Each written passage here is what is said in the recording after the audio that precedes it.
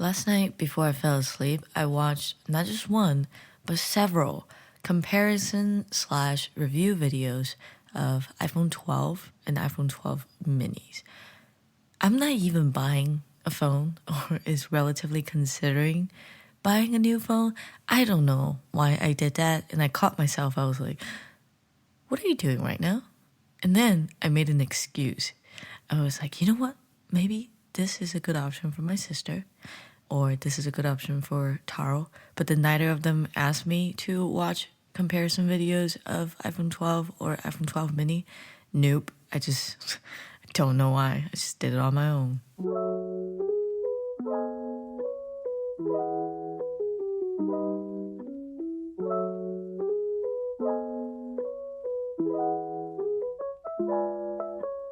Spring is here and the weather is absolutely beautiful outside.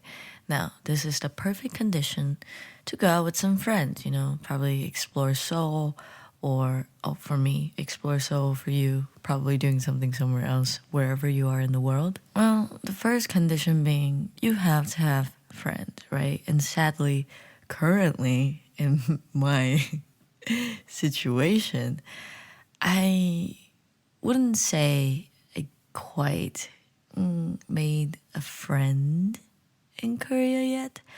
All my close friends, air quotations, are my coworkers who I've connected a little closer with. I don't really have any friends outside of work yet. So I don't know if I can say that I have friends here in Korea, or should I say I just have very close coworkers. To me, that's not really a problem because I have Taro and together we keep each other company, so we don't really mind not having any friends here in Seoul outside of work. However, in the other's case, I can see how easily they could feel homesick or lonely while they're living abroad, away from their family and friends. Which reminds me of a video that I've seen not too long ago by, once again, my favorite YouTuber, Stephanie Sue.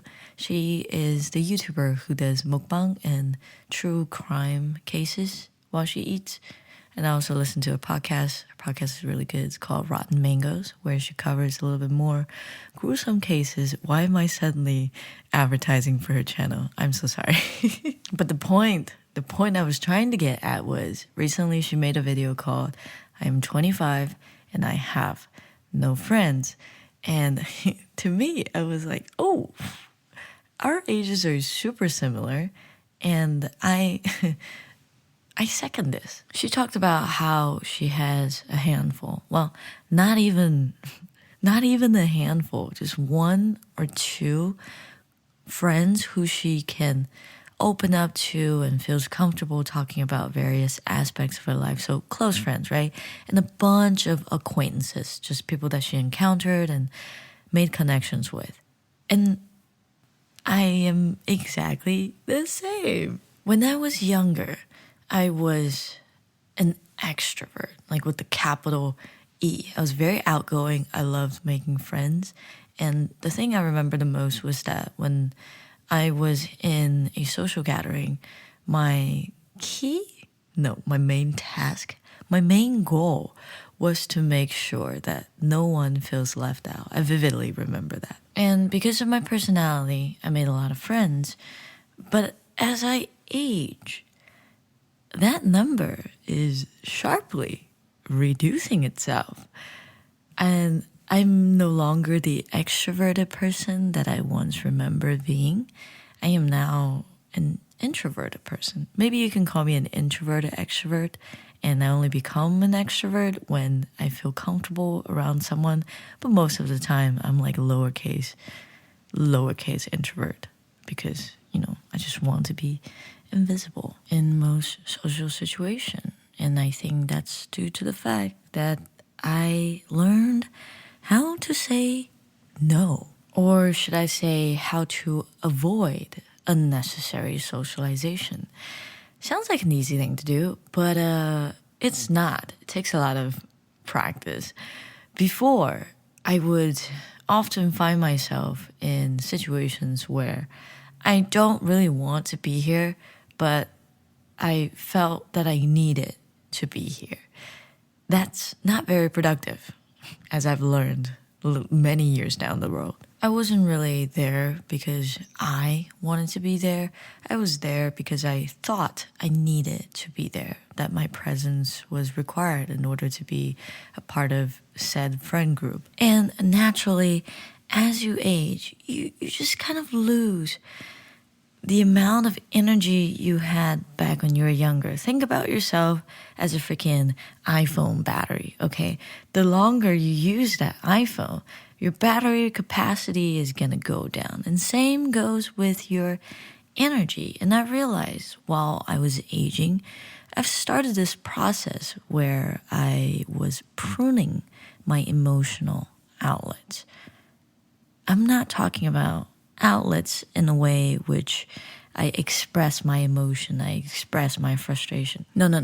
Think about outlets, the ones under your desk, all around your house, those outlets. That's what I'm talking about. Now, imagine yourself as an outlet. Other electronic devices can plug into you to receive power from that connection. Imagine those electronic devices are your so-called friends. If you plug in various electronic devices, first of all, that's a recipe for a disaster. You might jump the cable.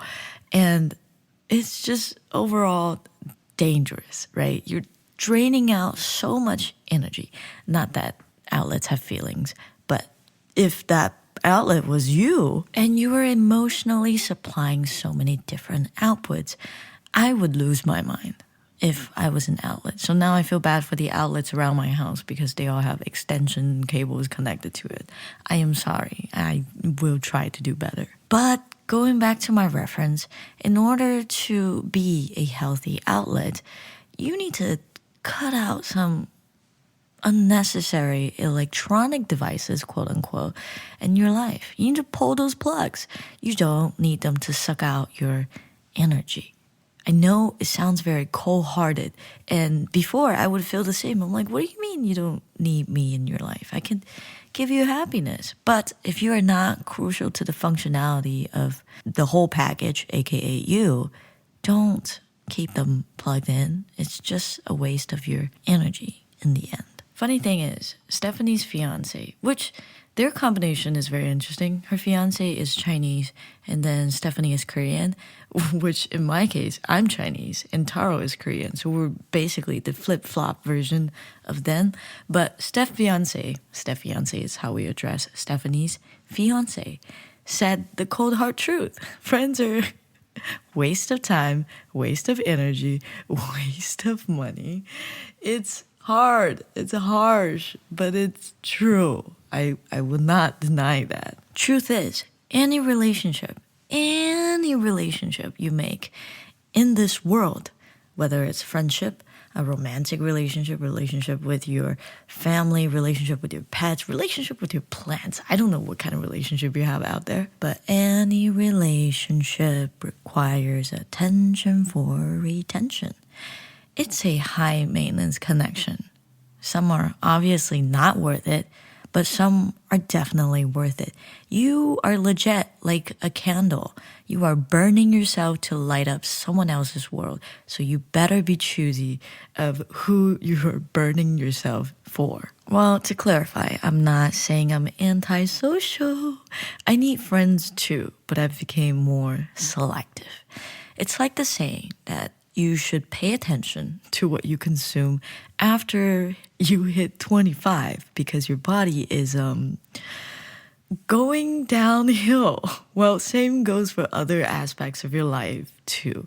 Having to live 1/4 of our possible lifespan, you should have sampled enough scenarios and gained enough insights to build your preferences on what is necessary and what is unnecessary in your life. When we were young, we often gave in to peer pressure or was afraid to be the odd ones out. I'm sure there were moments where you were in situations you truly didn't want to be, but you just wanted to blend in with the others and be quote unquote normal. I understand that. I went through that too. Nowadays, I'm trying to encourage kids and be like, well, so and so is doing this doesn't mean that you have to do the same. You can be different. You should be unique while you have the chance to be. At the moment, at that age, it was hard for me to understand. I lack that courage. But 2020 is about being woke, and more people are embracing that fact. So I'm very happy to see that change in our world. So I guess as a 20-something, going through whatever I've gone through, big or small, the experiences that I've gathered, important or irrelevant, my piece of advice is, bottom line is, don't socialize to socialize. Sometimes you should socialize with intentions. You might feel guilty at first, but it will save a lot of frustrations in the long run. Live for yourself and focus on your happiness. Everything else will follow if you lay down the right foundation. And once again, that is just my opinion. It's just my advice on the table for you to take. There are many opinions floating around in this world, and it's up to your judgment to decide if it's valuable enough to take a snippet of what I am saying and keep it in your little mental scrapbook to help you later on with life. Regardless, I'm happy that you are here, and I'm glad that we met again for another week here at the Lactose Intolerant Podcast. This would be the, 33rd podcast here so far. Thank you for tuning in. Stay safe and stay true to yourself. Remember, you are the only one responsible for your life, so make sure to live it the way you want it to. I'll see you next week.